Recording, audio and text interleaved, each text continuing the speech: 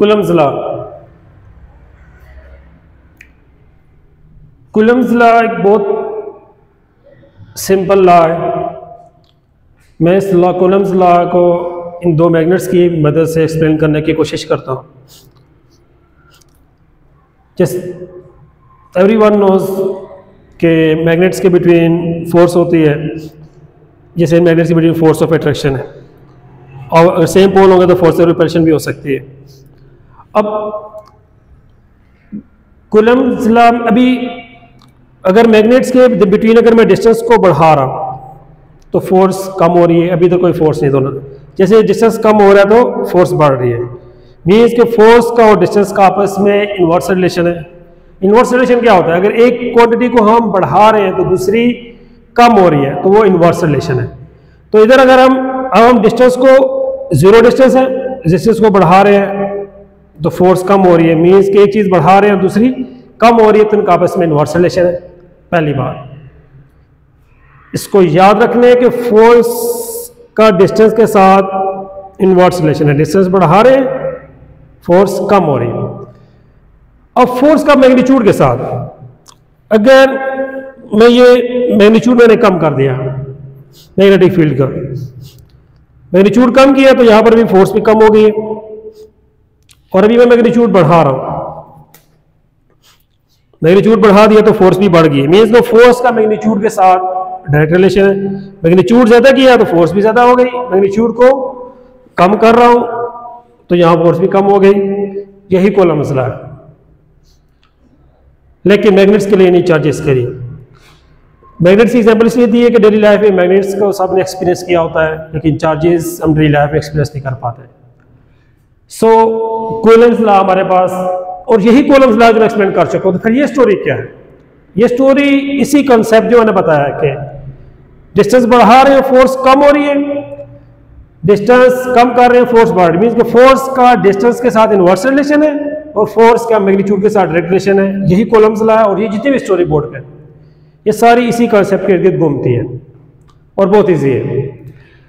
अब एक चीज और, ये दो बातें तो सबको समझ आ गई।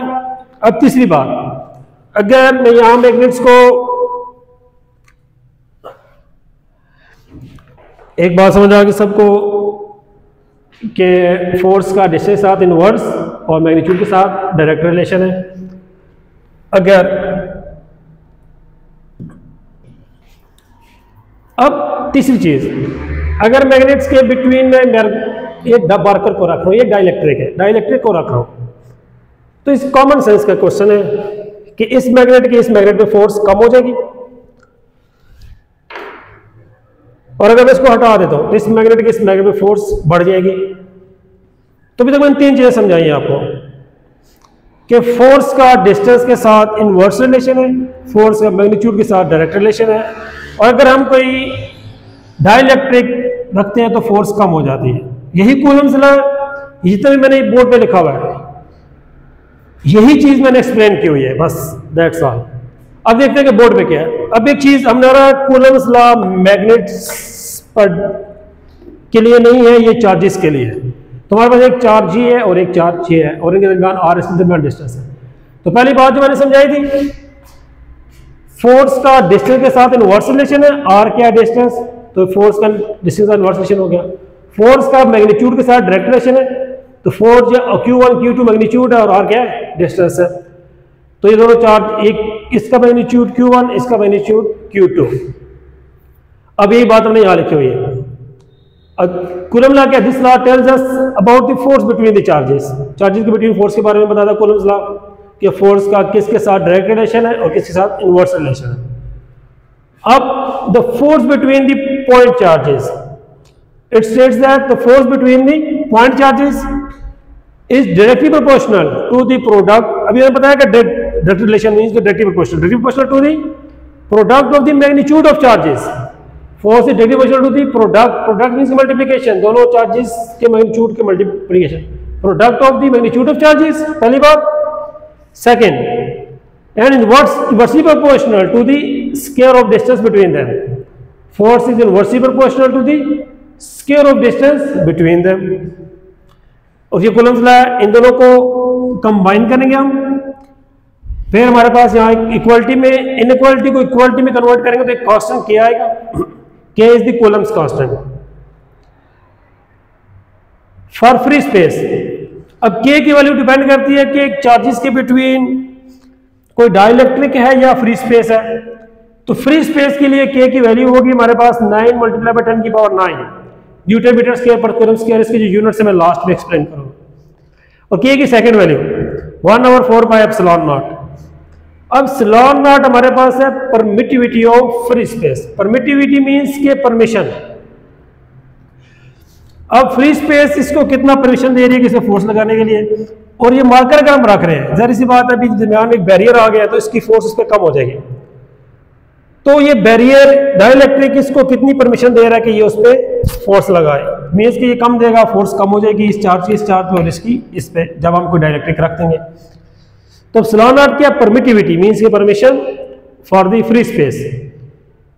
तो फ्री स्पेस के लिए हमारे पास ये आ गए, और एप्सिलॉन नॉट की जो वैल्यू फ्री स्पेस के लिए हमारे पास है 8.85 × 10⁻⁻12 कूलम स्क्वायर पर न्यूटन मीटर स्क्वायर। इसके यूनिट से परेशान नहीं होना, मैं लास्ट में एक्सप्लेन कर दूंगा। और अगर अब हम ये K की जो वैल्यू है हमने यहां पुट की है तो हमारे पास फोर्स आ गई 1/4πε0 Q1 Q2 R²। अब मैं ऑलरेडी बता चुका हूं कि जब कोई हमने डाइलेक्ट्रिक रखेंगे यहाँ पे तो फोर्स क्या हो जाएगी, कम हो जाएगी, वही बात लिखी हुई। When there is dielectric between the charges the force will decrease. कोई भी डाइलेक्ट्रिक रखेंगे तो फोर्स क्या हो जाएगी, डिक्रीज कर जाएगी। और कितनी डिक्रीज करेगी, by the factor of epsilon r. Epsilon r is the relative permittivity of the material. अब फ्री स्पेस कितना परमिट कर रही थी और ये मार्कर उसको कितना परमिशन दे रहा है, परमिट कर रहा है कि ये इस पे फोर्स लगाए, ये रिलेटिव परमिटिविटी है epsilon r. Epsilon r is relative permittivity of the material as compared to vacuum. तो जब कोई मटेरियल होगा चार्जेस के बिटवीन तो फोर्स की वैल्यू होगी 1/4π, ये मैंने m लिख दिया। m कोई मटेरियल जब चार्जेस के बिटवीन पे होगा तो हम उसको Fm लिख देंगे। तो फिर एप्सिलॉन नॉट के साथ एप्सिलॉन आर आ जाएगा। यहाँ पर सिर्फ एप्सिलॉन नॉट था जब वैक्यूम था, और जब हमने चार्जेस के बिटवीन कोई डाइलेक्ट्रिक रख दिया तो एप्सिलॉन नॉट के साथ यहाँ पे एप्सिलॉन आर आ जाएगा। और वैक्यूम फिर इसकी वैल्यू है, वैक्यूम के लिए एप्सिलॉन R1 होता है, एयर के लिए 1.0006, और फॉर वाटर एप्सिलॉन आर हमारे पास 78.5। Here epsilon r has no units but epsilon naught has the units coulomb square per Newton meter square. What's the reason behind this? किसके behind क्या reason है? इसके बिहाइंड रीजन यही है कि epsilon R हमारे पास दो सिमिलर क्वांटिटीज की रेशियो है। फॉर एग्जांपल जैसे हमारे पास 12 मीटर और 6 मीटर, ये दो सिमिलर हैं, ये भी मीटर में है, ये भी मीटर में है, तो मीटर मीटर से कैंसिल आउट हो जाएगा, मीटर मीटर से कैंसिल आउट हो जाएगा। 6 1 = 6, 6 2 = 12, तुम्हारे पास सिर्फ 2 बचेगा। मीटर भी कैंसिल होगा तो कोई यूनिट्स नहीं है। तो अभी 2 का यूनिट्स क्यों नहीं है? क्योंकि ये दो सिमिलर क्वांटिटीज हैं, ये भी मीटर में है, ये भी मीटर में है, तो इसलिए कैंसिल आउट हो गए, इसके कोई यूनिट्स नहीं है।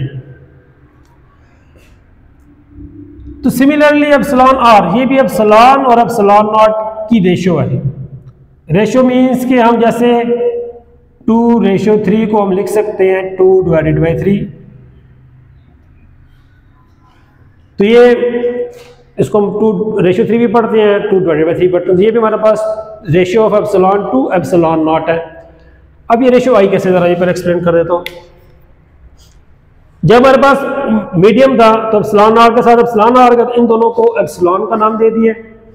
जब बीच में कोई मटेरियल पड़ा हुआ है चार्जेस के बिटवीन, तो एप्सिलॉन हमारे पास एप्सिलॉन आर के इक्वल है, एप्सिलॉन नॉट इधर आके डिवाइड हो जाएगा, तो एप्सिलॉन हमारे पास रेशियो होगी टू सिमिलर क्वांटिटीज। तो इसके यूनिट्स आपस में कैंसिल आउट हो जाएंगे, तो हमारे पास एप्सिलॉन आर के कोई यूनिट्स नहीं होंगे, इसलिए यहाँ पे कोई यूनिट्स नहीं है, और एप्सिलॉन नॉट के यूनिट्स है। एप्सिलॉन नॉट और एप्सिलॉन के सेम यूनिट्स हैं। अब epsilon R is the unitless and dimensionless because it is the ratio of two similar quantities.